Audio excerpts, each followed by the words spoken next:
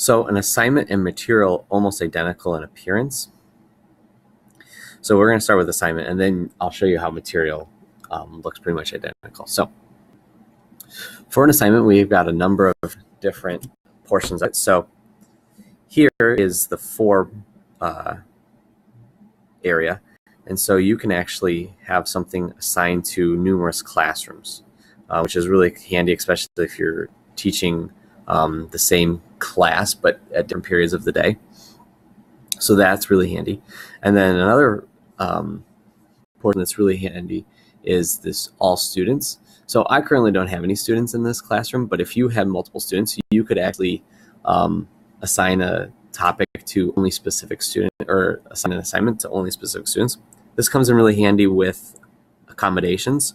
So if you have 5 students in your room that have an accommodation from their IEP or 504, you can make it so that they have maybe half the questions, or their questions are chunked in a different way, and then you can have it so everybody seems to be getting the exact same assignment, but you're actually sending something specific to certain kids.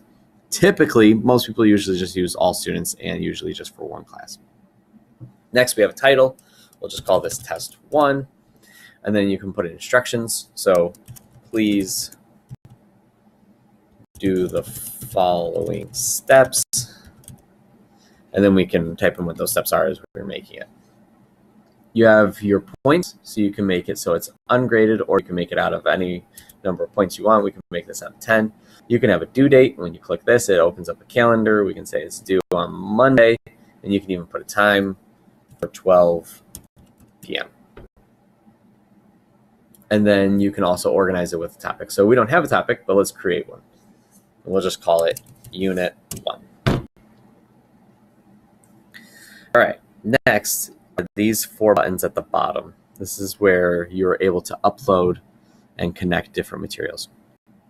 So this is an attachment, and realistically, you don't use this very often. Most everything that you're going to be attaching is often coming from your Google Drive. You can upload things directly from your computer, but most often you're going to use Google Drive, or at least that's how I usually do it. If you're going to use the attachment, you'll open up a window and you can drag files in.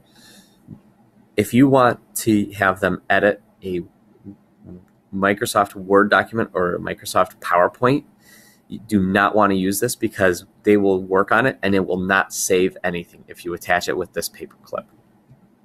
So just a warning there. Typically, you would use Google Drive. So when you click Google Drive, it'll open up a box that basically opens up your Google Drive. It'll take you automatically to recent, and then I made a little thing right here. Then you can click the document you want, and then you can add it. Now, what's important here is over here you've got students can view file, and then you'll see the little arrow next to it. Now it says students can view file, students can edit file, and make a copy for each student. Students can view file, that means that they can just look at it. So this is really good for maybe like a PDF, or if you want them to just look at this a Google slide deck so they can get the notes from the previous day, or maybe your notes were in a Google Doc and you want them to just see it but not edit it at all. This would be for viewing file. If you want them to edit the file, what this means is that it's like putting one piece of paper in front of 20 kids and giving them each a pen and saying they can edit that one piece of paper. This does have uses, but it's not what you would typically use. Usually this would be for maybe like a cheat sheet, or and you want everybody's input on it, but it can get really messy really quick. So you have to do a lot of training before you use that. What you typically will use is make a copy for each student. That's like you take your one document and then you run it through the copy machine, and then it puts the student's name on it and everything. So again, this is so they can look at it. This is so everybody can edit the same file. And then this is so that everybody gets their own individualized file. So we'll click this one. And then here's the YouTube icon. I typically go to YouTube and find the videos that I want to use, because then you can actually preview them. But if you know more or less what you want, you can type in turtles. And then you can just pick a video, then add. And then that'll add the video right there. You can also use a link. So if you want to find an important website that is really useful for students, or if you want them to go to a specific activity, you can get the link from a website. I'll do that right now.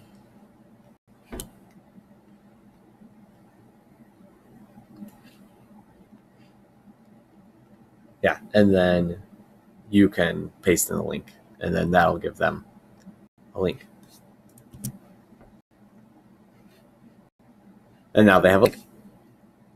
So that's pretty much everything for the assignment. And then one other nice thing is right here, you can assign it now.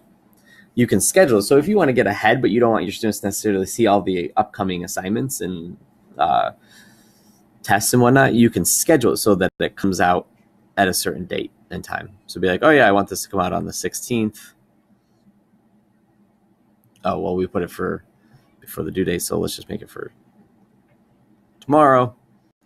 And then now that will schedule to be released at a different day. And you can also save it as draft. So that was an assignment. When I go to material, you'll notice that it looks very similar. You can send it to certain classes, certain students. You can put a title. You can put in some directions or description. You can put it into a certain topic.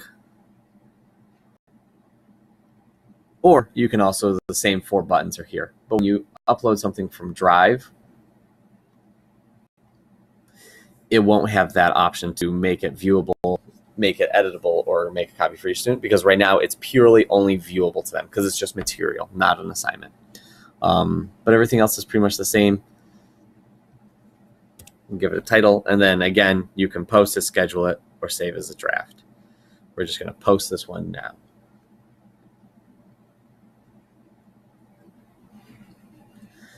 And then that's pretty much how those go. One new feature that's nice is, notice how I didn't put this in a topic. You can edit it and then put it in a topic, or now you can actually drag it. Or maybe not. So yeah, we would edit it, and then you can put it into the topic. So, all right, that was a little bit of a longer video, but that's how you do the assignments.